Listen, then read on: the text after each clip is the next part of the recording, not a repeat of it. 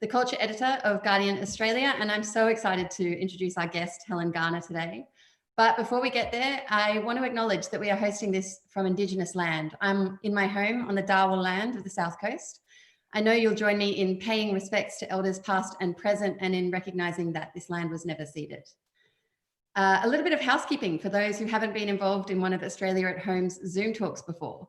If you turn your cameras on and turn your screen to gallery mode on the top right corner, you'll be able to see all of the faces who have joined us today. Don't worry, you've all been muted for now.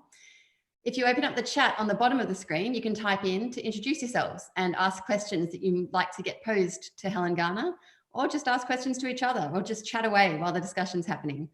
We'll be scanning the chat for the best questions and calling members of the audience up during the conversation. So if you have posed a question, look out for a message from one of our organisers. They might invite you up to unmute your mic and ask the question to Helen yourself.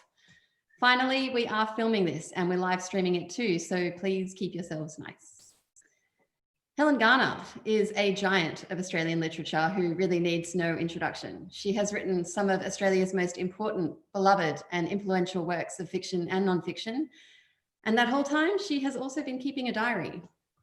While Helen made the very relatable decision to set fire to her earliest journals, she's releasing the latter ones for us to pore over. The second volume of which, One Day I'll Remember This, has just come out. She's here to discuss it with our host, Michael Williams. Welcome to you both. Thank you, Steph. Thank you. Thanks, Steph. And hello, everyone. As Steph said, we've done multiple versions of this book club so far, and it's a wonderful way to be able to have a chat to extraordinary writers, but in a way that you can genuinely participate. A warning right from the outset, I would happily sit and talk to Helen Garner for many, many hours without letting any of you get a word in edgeways. So if you have questions, put them in the chat and we will try and get to them across the space of this hour. Helen, it's so wonderful to see your face. It's so wonderful to get the chance to talk to you on the advent of the publication of the second volume of your diaries. Thanks. I wanted to ask, going into this book, how does it differ from this time 12 months ago when you were publishing your diaries for the first time? What are the things you learned about how it feels to share those private words with the world? Both times it feels like my guts are hanging out on a clothesline, to be perfectly frank. It's a very peculiar situation. It's a bit like being a ghost in your former life, just hanging over this record of the past, and other people are going to be looking at it, and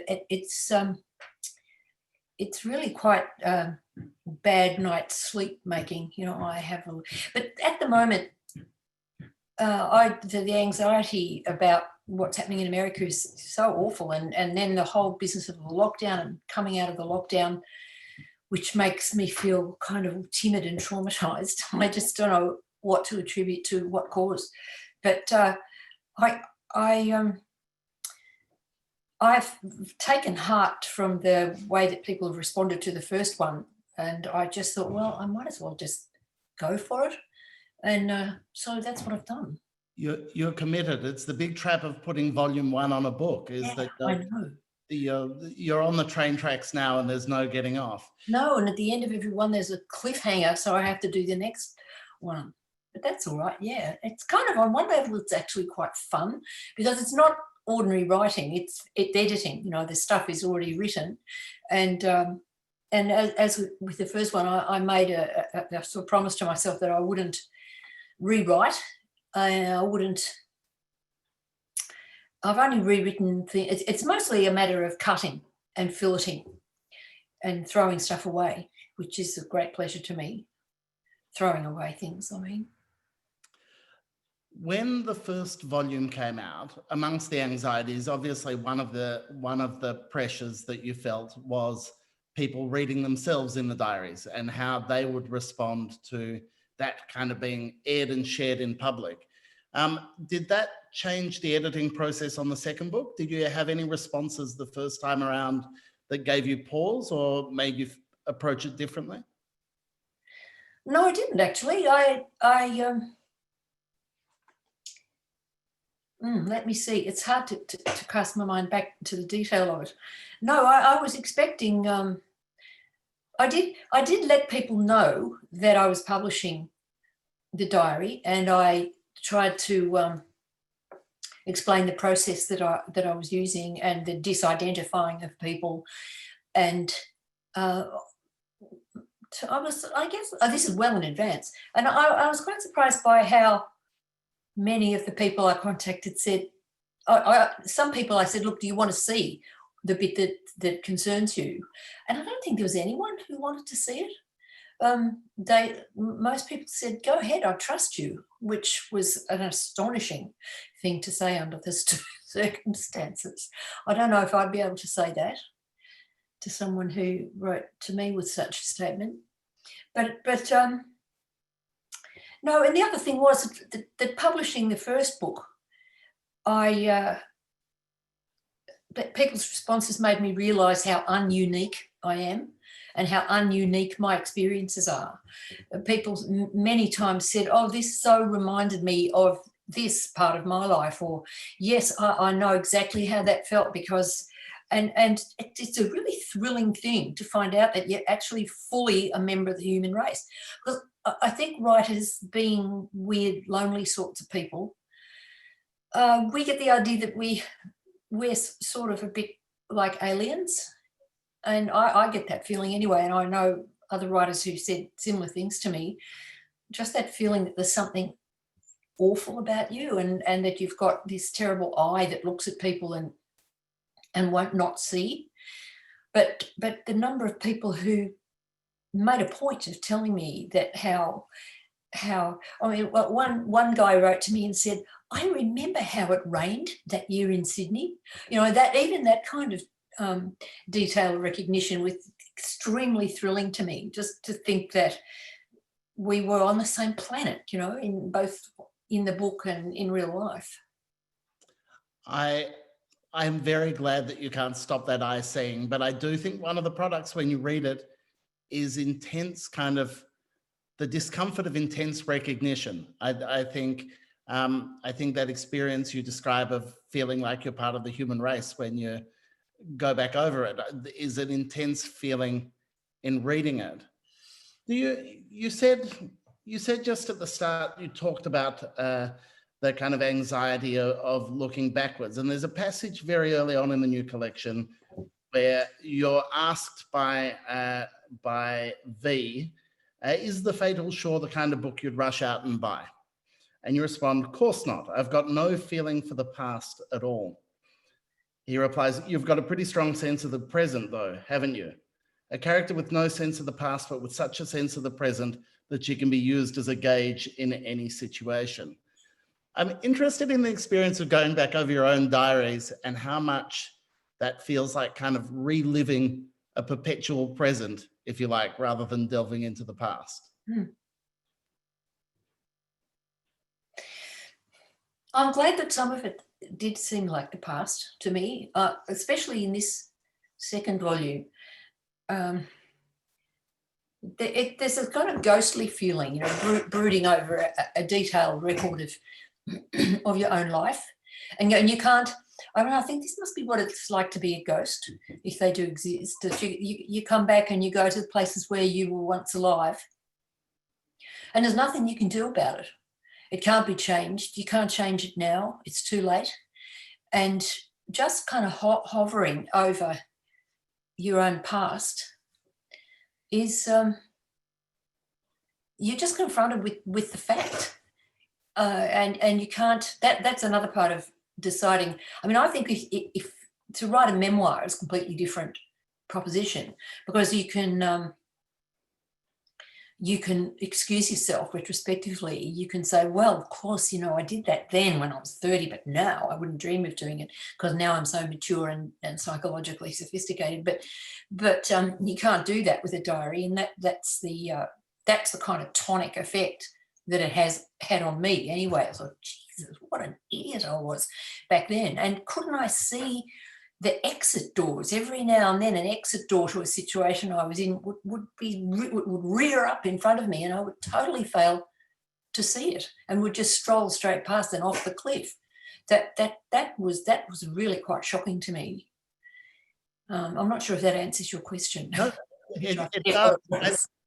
I think the thing of the many things I admire about these two books, one of the things that really shocks me is how personally bracing it must be to live in your own past like that, to be back.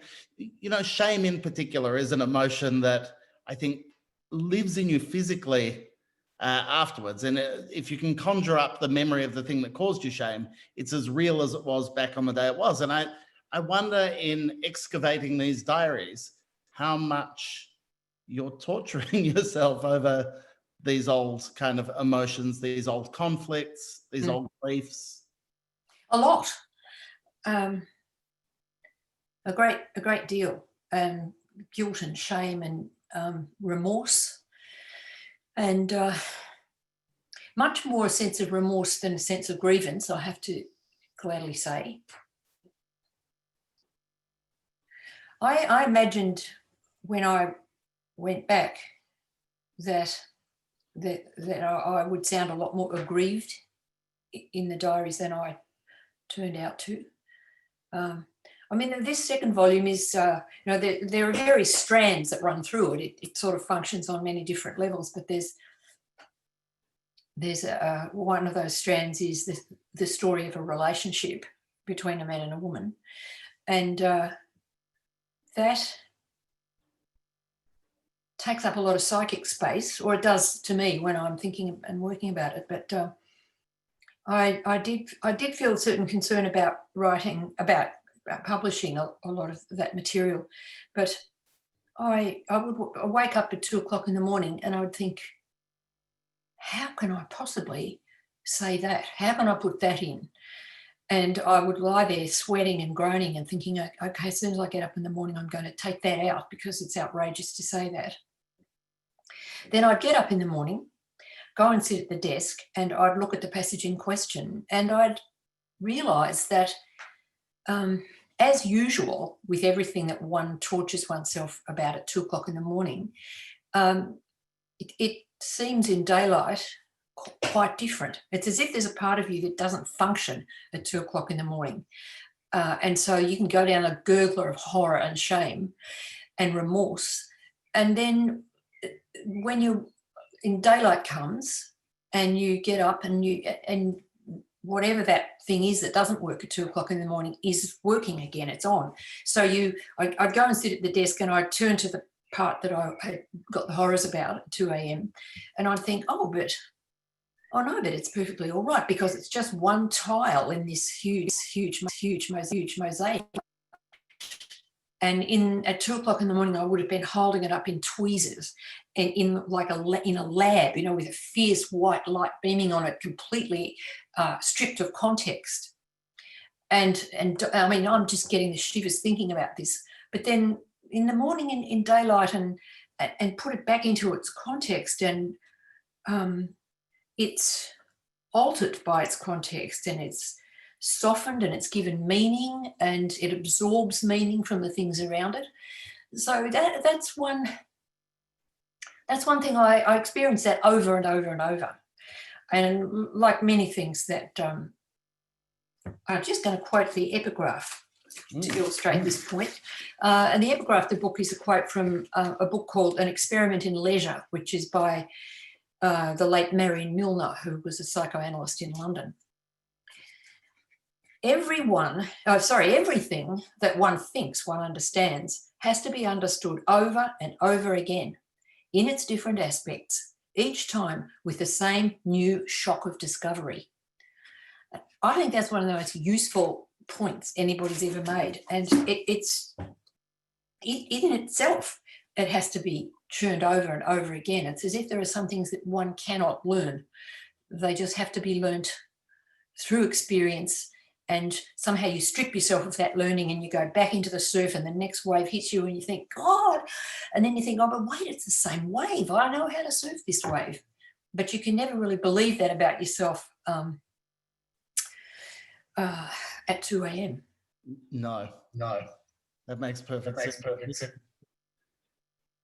One of the, I think the mosaic parallel is a really useful one, because one of the things that characterizes both these books, I think, is that mosaic is, beside the kind of what I've heard you refer to in the past as the muscle that runs up the kind of middle of the book. I think you're right. One of the key ones in this second volume is that relationship. But actually, the mosaic is about your various friendships, your relationships with your daughter, with your sister, with your peers, and that kind of richness. That richness is where the kind of deep pleasures in this book lie. Is the ways in which those kind of characters come to the fore. I'm interested in your decision to make your nun, to refer to your nun as your nun rather than by a letter of the alphabet, which, for those who haven't got to either of these volumes yet, most people's identity is obscured by a single letter, but there are a couple, like the born again or the law student or your nun, who get a special epithet of their very own. What made that decision clear to you? Well, at the beginning of the first volume, I thought I was going to be able to use an epithet for everybody, and I wouldn't have to name anybody. So, I mean, I was quite concerned with the whole matter of identifying people, and I thought, I had a few epithets that I'd worked out, like the law student and the born again, as you mentioned, that were kind of memorable epithets. But I'd been reading Homer in a reading group, and once you see a Homeric epithet, the grey-eyed goddess, that kind of thing, it's so attractive. But my very sensitive and quietly tough editor, Jane Pearson, pointed out that this was not going to work. She said, over the length of, however many pages it is, no reader will be able to hang on to those characters. So then she suggested I should give them people initials. But of course, there's only how many letters are there in the alphabet?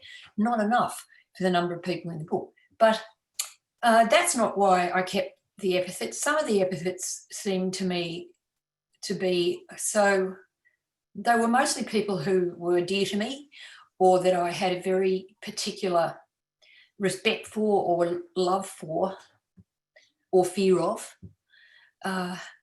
There's the great reader, for example, which is the old woman who was, a wonderful old person who knew everything. And there's the adventurous beauty, which I so enjoyed thinking that one. I sweated over that one for a while. But my nun, see, I had a friend who was a nun, and I met her through one of my sisters. And when we first met, she was still a nun. And she was American in a French order, which had its little branch in Melbourne. And so she was one of those nuns who they're called the Little Sisters of Charles de Foucauld and Little Sisters of Jesus of Charles de Foucauld. And that's an order that I think started in the Sahara or somewhere. They're people who go and live, at the bottom level of society and do their work there. And I got to know her, and she was just a very funny, lively person and really quite hilarious. But over the period that I knew her, she got leukemia, and she discovered that every time she left the house, left where she was living, that her blood picture improved. She'd go home to America, for example, on a brief family visit, and her blood picture would enormously and immediately improve. And every time she came back to be with the sisters, it would get worse.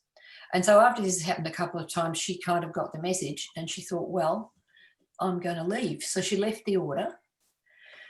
And I was interested in, sorry, I'm going off on a tangent about the nun, I think. I greatly admired her. She was a hilarious and admirable person with a very interesting, weird past, which she revealed to me as the case went on. But I really loved her. One reason why I loved her was because she had the whole godly business sorted out in a very practical way. And there's a scene in it where I go to stay with her and her girlfriend, because she then had got a girlfriend, and they were living in a remote country town. And I took her to get a blood transfusion one day. And on the way back, she said, drop in at the presbytery, because I want to pick up a consecrated host. a wafer, a communion wafer. So I go, okay, so I'm sitting in the car outside and she comes out with this wafer, and it had been especially blessed for the nuns. And she just says to me, you want to go Harvey's? I go, okay. So she just snapped it in half and said, this is Jesus, this is all things good. And she just handed me half of the wafer and I started eating it. And I just sort of drove away still eating it. And I thought that is an image to me of how religion it can fit into ordinary life. You don't have to have a golden palace. You know, you can just say, here, let's share it, and hand it over, and you just take the wheel and drive away. And so I just adored this nun, you know. Anyway, she died. I love that story, and your love of her comes through really beautifully in the book. I think the reason I wanted to ask about her is it seems to me things like belief and faith are positions that change for us drastically across our life. And I'm curious about how, for those, whether it's political beliefs, and we'll get to the publication of the first stone and the stuff around that, I suspect, in a minute, but things like your own personal faith and religion and understanding of your place in the world. Do you read younger Helen and feel very differently to the way she did about those things, or do you feel that you're of a piece with her? Oh, of a piece, I suppose. But as you say, those things fluctuate. I wasn't raised with any Christian belief, or my parents weren't. I was never baptised as a child. They just weren't interested. I just happened to have been sent to a church school, a private school. So at an Anglican school, you get to learn about the prayer book and the Bible, and you're familiar with them and familiar with the stories that are in the Bible and why they're interesting and important. And then as I sort of moved away from it and fashionably scorned it, as everyone did back in the 60s, or all people that I hung out with did, and 70s. And I just, as my life, the difficulties in my life fluctuated and became severe, or painful things happened, people died, it just seemed to me a series of images and thoughts and stories that were sustaining to me at certain moments when not much else was sustaining. And that's all I can say about it, really. Yeah. Thank you. We have a question from Megan. Megan, are you ready? Hi, Helen. Hello. I was just thinking, did you have a sense of certain phases of your life as being like happy or harder phases? And did going back to the diaries and editing and shaping them, did that change how you thought about certain times of your life? And now do you have like this sense of distinct different times after turning them into books? Yeah, I do. I do, particularly now, because now I've been on my own I'm not in a couple, for 20 years now. And I would say that this has been the happiest time of my life, partly being a grandmother and finding out that, learning that there was a sort of love that was also a kind of service, and putting myself at the disposal of people that I love instead of fighting for a place to stand. Those times that I talk about in the diary that are, which are sort of fights for self, really. I find them hard to talk about outside the actual text, but there are some times where I feel that I behaved. I don't like the way I've behaved at certain times, and it was painful to me to see them again. But you have to accept that you did those things and somehow make yourself large enough to think, okay, I've done that.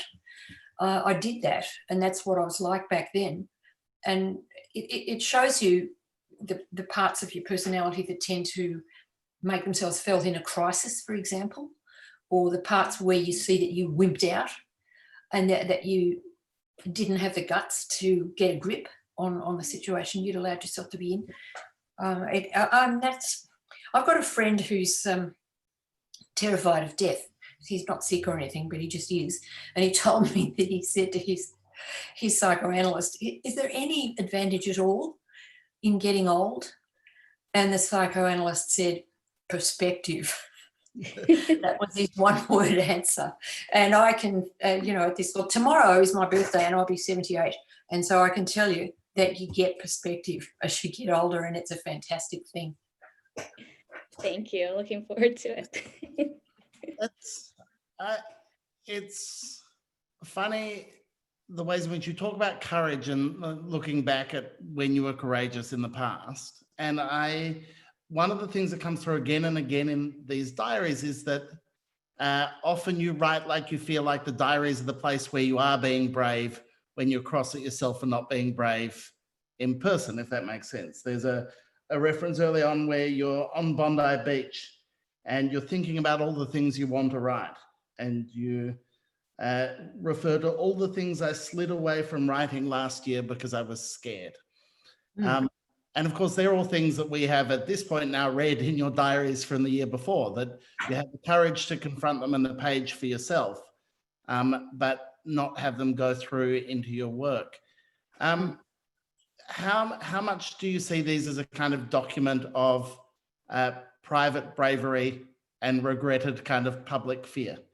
Well, one thing about a diary is because it's I have to stress this now, that I never imagined that they would be published when I was writing them. I always thought that I could, there would be stuff in there that I could use in my books, but I never thought of them as being published. So in a sense, a diary it's a very bracing resource that you've got if you're using it brutally, toughly with yourself, and not using it just as a place to kind of whinge and declare your own perfection and everybody else's failure to perceive that perfection. I think, I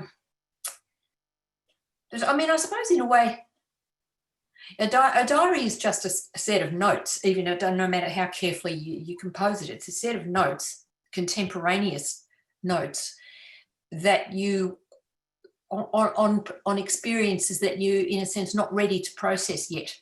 So that 20, 30 years later, you go back and look at it and you think, oh, yes, my memory of that wasn't quite right. I had a self-favouring memory of that. And I see that in that situation, I actually did behave appallingly. Or else you go back and say, oh, yes, I remember that I'd been a total wimp back then, and that I had no guts at all, and that I just lay down and let the truck go over me. And then you go back and you say, oh, no, I didn't. This happened and that happened. It's just there are these little details that you write down that, as it were, enable you many years later, in retrospect, to understand what was really going on. Not sure if that answers your question either. It absolutely does. We have a question from Sandy. Hi, Sandy.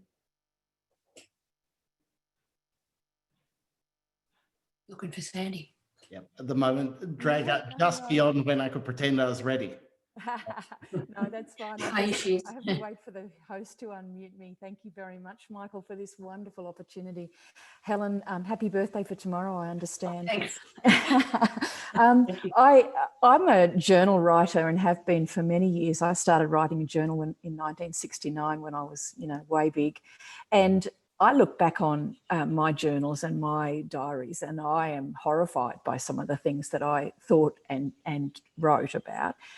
And so my question to you is, were there any parts of your past that you reviewed when you were going through this process that also sort of surprised you about yourself, or horrified you, or made you stop and really question who you are today because of the emotions and the feelings that you had when you were writing the diary, and the juxtaposition of what you are and who you feel you are now?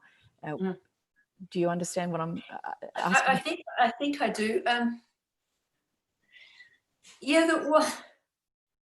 There are times I look back on. I'm thinking about George Saunders, who's a writer I greatly admire, an American writer, and he was once asked what he regretted when he looked back on his life, and he said, "I regret more than anything else my failures of kindness." And I do feel I felt that quite strongly. I felt my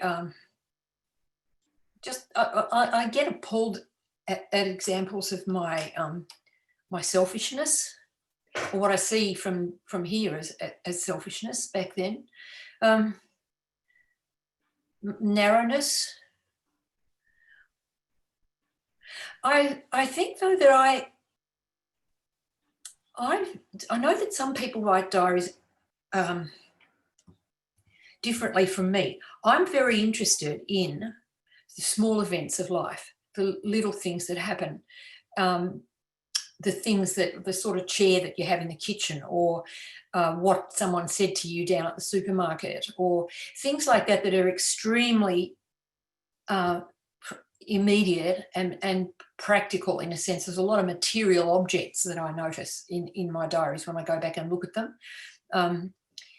Things that I see, or so I don't find that I have written, this is what I think about something in a great flowing text, or this is what I think the world is like now, or I'm a feminist because, and like page after page. I know that some people use their diary in that way, and I've never done that. I'm always much more inclined to write a sort of chunky little daily report. And I'm suddenly thinking of something I read once about how somebody looked at a whole lot of diaries that women had kept in France during the French Revolution. And I think this person was a man, and he went back and looked at all these diaries, and he was really surprised to find that they hardly ever mentioned the French Revolution. I mean, it was this enormous crashing disaster and thrilling event that was going on all around them, but they were writing about what happened that day, what happened when they went to the market, how much things cost, or what clothes, if the shoes they got were going to suit them, or what their children said to them. And so that's why I don't usually go back and find a coherent account kept at a previous moment of what I thought about anything. I usually might say things like, as the publisher put on the poster, they sent me the poster and I opened it up, and the first thing, they've got all these excerpts from the things on little garlands, and one of them said, privately, I consider this to be bullshit. And I just burst out laughing. And I remembered immediately what it was that I was talking about. But I thought, isn't it interesting, these young women who are, these young publicists and designers who are looking at my diary, that would be something that jumped out at them. And I think, yeah, you're not sort of supposed to say that kind of thing anymore. Everybody's so careful about what they say. And I wasn't, the thing about a diary is you don't have to be careful about what you say. So you can say quite brutally what you think about things, but you don't have to develop a whole rationale that goes on for pages. This probably isn't quite what you were getting at, but anyway, I hope it's relevant to some extent. No, privately considering something to be bullshit is the great luxury, isn't it? You don't have to have the fight in the moment. There are moments in this that read like kind of teasers for a narrative to come. I'm thinking in particular of your description of attending your first autopsy, for example, which is a beautiful scene, and your kind of wonder at the competence and professionalism of the people there, and your happiness radiates off the page. It's a description of someone who feels like she's arrived somewhere where she belongs. That must have extra resonance when you're going back over the edit and you come across a passage like that. That must just must carry a lot of weight and significance to this day. Yeah, well, that particular experience was, I was thunderstruck by that experience. I spent 3 or 4 days down at the morgue, and I don't know what I learnt. So I learnt something that was beyond putting down in a sentence or two. But yeah, I guess when I get to volume 3, which I'm going to start working on as soon as after Christmas, maybe, I think I'm going to discover in there stuff about courts, discovering courts. And I think it may be discovering the law and courts and that I could write about them was the most wonderful gift to me. Just, I mean, as a person of mature years, suddenly I walked into a court and blam, this bomb of meaning went off. And I connect that back in a sense with the visit to the morgue, in the sense that a court and a hospital and a morgue, they're places of extreme seriousness where human existence is being dealt with within a very firm structure, an agreed upon structure. And people there are, well, they're either dead or they're in extremis. And it seemed to me it's an enormous privilege to be able to go to those places and be free to observe and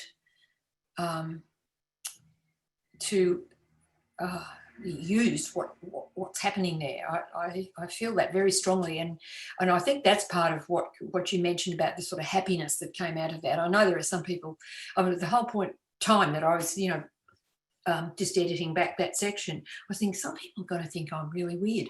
This is really gross and grotesque, but instead of which, I mean, I don't care if they do, because it was I was thunderstruck by that experience and deeply moved and empowered by that experience that I had, and I'll never forget it. I don't think it comes across as weird at all, because as in your journalism, it's so through the lens of a real tenderness towards the human beings who are kind of enacting drama of that place. And that seems to me to be your real gift, is bringing that human element of that space to life. The other part of it, though, is that whether it's a morgue or a courtroom, they're places that have their own peculiar language, and a language that can exclude. And one of the things that I thought was really interesting reading the way you write about them in your diary, that is well and truly borne out in your journalism, is finding a language to talk about these somewhat cloistered spaces in a way that lets people in. Reading back over this, did you have a sense of that as something you had to learn, or was that intuitive? Oh, I could see I would have to learn it, and that's part of the thrill of it, of course. I mean, see, I feel that I like my writing to be as close to speech as it can get without losing a necessary formality of structure. And that's the kind of writing I like to read as well. I really love it when you feel that the person's, you can hear the voice clearly, and there's a sort of warmth of the human presence there. But I'm not thinking to myself, oh, I've got to make this warm and human. I'm just thinking, I've got to make it sound like I'm just talking. And I figure that I had another wonderful experience, was a few years ago, which was to be invited to be one of the, as it were, writing teachers at workshops for judgment writing, judges and magistrates. Because they're, the idea being that what they write in their decisions should be accessible to the ordinary human being in the street, and they shouldn't be clogged with jargon, and they had to be chiseled and jackhammered out of the language that they've been trained to use. And I found that was very interesting, working with the judges and magistrates, because they were, I realised how much of the excluding way they wrote was caused by fear. It took me a while to twig that, because I was terrified of them. I thought they'll think I'm stupid because I don't know their legal jargon. I don't know it, and I've got no way of finding it out before next Thursday morning. And so I'd turn up, I'd be on the tram in a sweat of fear, because they would have sent us out these judgments, these decisions that I and the other writers had to sort of read, and we were going to sit down with the people who'd written these judgments and pull them apart and say, you've got to reduce this by 2/3. And seeing I didn't know what the judgment meant, what it was about, I thought, I'm about to be exposed as the most biggest idiot, and they'll despise me. Anyway, so I'm sitting opposite this magistrate from Kalgoorlie, and he'd written a judgment about a case, and it was about 10 pages, and I had no idea what it was about. I just could not make head or tail of it. And I said to him, he was a really nice bloke. I said, look, I've got a problem with this. I have no idea what this is about. I said, can you tell it to me in a sentence? And he said, oh, okay. He said, well, there's this bit of land, right, and it's got some gold in it. And I said, well, but you haven't mentioned that. It's not there. It's not in the judgment. There's nothing about land. There's nothing about gold. And he goes, why would I put that in? And I just, but as it turned out, I explained to him that if he could tell me the story in speech, then we could figure out a way to write that without and lose the jargon. And this was a great revelation to people in the group. But and the transformation in what they were writing was so extreme. It was really quite wonderful. But I'd say, what are you afraid of? Why are you so clogged with this? What are you afraid of? And they'd say, the court above, because their greatest terror is that the court above, that will be appealed, and that the court above will find there's something inadequate in their judgment. And so they put everything in, they just truckload it in and pour it in, and they back up a truck full of concrete and pour it in. And the judges in the court above don't want to see that. They want to see the muscle of the thing. They say, what happened? And the question is, who did what and to whom? That's the question they had to ask themselves, instead of going where to for and with regard to and all that sort of clogged crap they would go on with. And so I took away that lesson to myself. I thought that's the way I want to think about this as well. I want people to know immediately what I'm talking about. And for no reader should ever have to fight their way through a load of fear-induced crap on the outside of anything. Does that ultimately mean that there's a discernible difference between reading your diaries and reading your journalism or your books? Because the diaries, presumably at the time, were written without an idea that there would be a court above? Yeah, well, there's no feeling of a court above, but there is a feeling of a court above in most things you publish. But I don't know, the older I get, the less I fear that, and the less partly because I think I am the bloody court above. I'm the court above for other people's writing now, but I had to fight my way to get there, and I never thought it was never my aim, but the older you get, the less you fear, I think. I want to touch upon a bit of that fight in a tick, but we have a question from Alex that we should throw to first. So, Alex.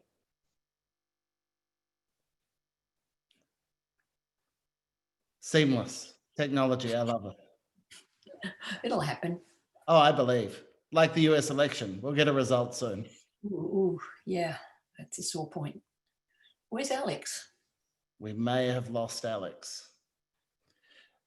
Then I will jump straight to my next question, which was, oh, Alex is ready, apparently. Sorry, I've just checked my message. We're going to let Alex go for a moment. You talk about having to fight to have that courage to be your own court above. One of the things this new volume culminates in is the publication of the first stone. And there is a kind of, for longtime fans of your work and people who have followed your career, there's a palpable sense of dread when on the page your entry reads, oh, the Master of Ormond has just been these things. And it sits there just as a curious and interesting news story at first. And then bit by bit, it takes hold as a story that you decide you want and need to tell. Yeah. What was it like going back over that process for the purposes of this book?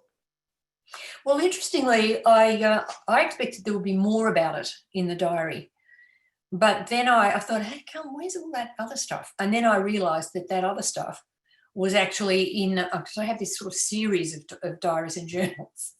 And when I first decided that I was going to write a book about that, that's when I started a separate sort of daily journal about that case and the inquiries that I was making into it and the obstacles that I ran into and the people that I interviewed and the people who wouldn't talk to me. I'd sort of, there's a kind of billabong effect there, you know, that there's a whole nother set of journals. And this is the case about every non-fiction book that I write. There's a sort of process journal that goes with it. And that's separate from and different from my daily diary. And those are all gone away. So it wasn't, there's hardly anything in it about the research that I did for the book or the interviews, but there's a fair bit in it about the shit canning I got when the book came out, which was rather painful and awful. I think one of the things about reading about that kind of response was in a kind of what must have been incredibly upsetting microcosm, the experience of publishing something and having readers respond to it in a way that didn't fit with your expectation or your intention. One of the things coming out of the diary is the times when the kind of brickbats seemed to be coming in bad faith, that people were interested in the fight rather than in kind of having the conversation. There's an interview where you go in carefully prepared, having read the interviewer's book on the subject, actually welcoming and ready for a kind of conversation between people who didn't agree. And instead, you got hung out to dry. Would you approach that? How much did that change the way you write a book and you think about an audience when you write a book? Oh, well, the whole experience of the first stone and what happened afterwards was really awful and painful, but enraging. But when it was over and I kind of got up and dusted myself off, I thought, okay, I've got the other end of that. Now I can say anything I want, and I'm going to. And I felt that what it did was blasted me out of a kind of reflexive type of feminism that I'd been writing from within ever since I started out. And I think that was, you know, I mean, feminism came like a bombshell to my life in the early 70s and enabled all sorts of things for me. I mean, it's been the most liberating force for me in my life, and I'll always be grateful for that. But like all mighty social movements, you know, had a tendency to sort of calcify, and if you said the wrong thing, you were heretical, and there was you know, factions formed and gangs formed, and you know, I found that awful, and I knew I was going to hit a lot of, you know, heavy surf after that book came out, but I didn't quite expect this sort of mean-spirited spitefulness of a lot of it, and I was shocked by that. And but I did think, all right, now I don't. Oh, one more thing. When I started out as a writer, people like me were called women writers. We weren't just called writers. You know, it was so surprising to find us there. And but then I thought, what happened after the first stone made me think, all right, well, I'm not beholden to anybody now. I'm not writing as part of a movement or as part of a gang. I don't owe my loyalty on every level to this movement. And now I can say whatever I want to. And that was quite exciting and wonderful, actually. I'm going to read you Alex's question because she came to be asked, and I'm not sure why we lost her, but she wanted to ask whether the fact that now you're publishing your diaries and you're on this track and volume 3 will come next, has it changed the way you write in your diaries every day now? Do you do that? Oh, that's an interesting question. No, not really, because I'm not imagining that these ones are going to be published. I'm imagining that maybe I've got another book or two of the older ones. and then I'll stop. That's my fantasy. I mean, I can't go on and on. Everyone will go crazy, including me. But really, I think that what I'm doing now and what I'm living now, I'm just writing as I would. I noticed that I actually, especially this is a lockdown thing, I was emailing with various people on in rather full ways, and often I just print them out and stick them into the diary, and that's what I do instead of writing by hand. Whereas all the diaries that are represented in the first 2 volumes of the published ones, they're all written by hand. But there's some email-y type of stuff. But no, I think I'm still interested in writing about the sort of nitty-gritty of ordinary daily life, as I was early on. Yeah. So I don't know if it's really changed. It hasn't made me more self-conscious, if that's what you mean, Alex. You released in the monthly just a couple of months ago your lockdown diaries from this period in Melbourne, and it was lovely to read. There was a clear kind of through line from reading these diaries from 30 odd years ago to your diaries now. One of the things I really wanted to ask you about, one of the things that I found very moving in this second volume was your account of your parents and your relationship with them. And that seemed to me, I felt very grateful and privileged to have access to read it. And it struck me that it felt like almost a different register of personal, that it must have been very painful to kind of share those kind of reflections publicly. Were there, in this second volume, there was nothing that you attempted to excise because it was just too much?